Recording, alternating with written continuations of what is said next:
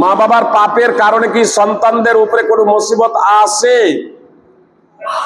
সাধারণত কিয়ামত দিবসে একে অপরের পাপের বোঝা কেউ বহন করবে না। আল্লাহ তাআলা কমন একটা নীতি উল্লেখ করে দিয়েছেন, ওয়ালা তাজিরু ওয়াজিরাতু বিজরা উখরা, একে অপরের বোঝা কেউ বহন করবে না।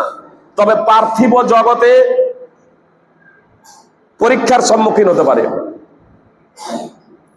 শুধু পিতার অপরাধের কারণে শুধু ছেলে মেয়েই শুধু নয়, আমার অপরাধের কারণে আপনিও পরীক্ষার সম্মুখীন হতে পারেন, আপনার অপরাধের কারণে আমিও পরীক্ষার সম্মুখীন হতে পারি। দলিল, উহুদের যুদ্ধে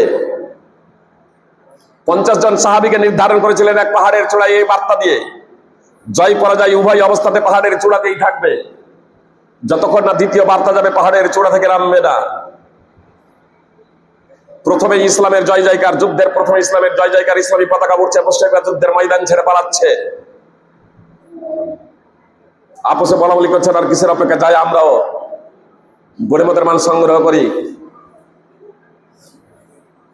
আব্দুল্লাহ বিন জুবাইর রাদিয়াল্লাহু তাআলা আনহুর নবী সাল্লাল্লাহু আলাইহি সাল্লামের অমীয় বাণী, আনাসিতুম মা ক্বালা লাকুম রাসূলুল্লাহ সাল্লাল্লাহু আলাইহি সাল্লাম, তোমরা কি ভুলে গেছো রাসূল সাল্লাল্লাহু আলাইহি সাল্লাম কি বলেছিলেন? এই কথা স্মরণ করিয়ে দাও। সত্য পাহাড়ের চূড়া থেকে নেমে গেলেন। পরিণতি কি হয়েছিল?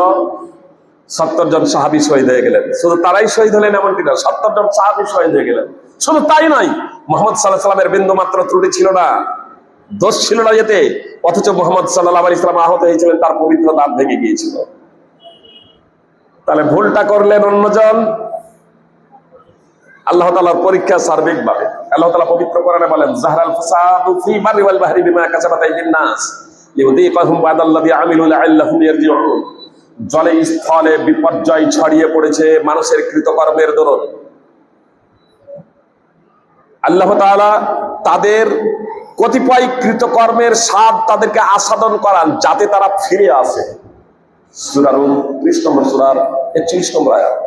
এজন্য কোন পরীক্ষা, পার্থিব জগতে কোন পরীক্ষা আমরা সম্মুখীন হতে পারি একে অন্যের অপরাধের কারণে। বুঝতে পেরেছেন? পিতার অপরাধের কারণে, পুত্রের ছেলে মেয়ের অপরাধের কারণে, হয়তো পিতামাতা, পাড়া প্রতিবেশী, একে অপরের। এজন্য আমাদের সার্বিকভাবে প্রস্তুত থাকতে হবে যে নিজেরাও অপরাধ করব না, অন্যকেও অপরাধ করতে দেব না, ইনশাআল্লাহ।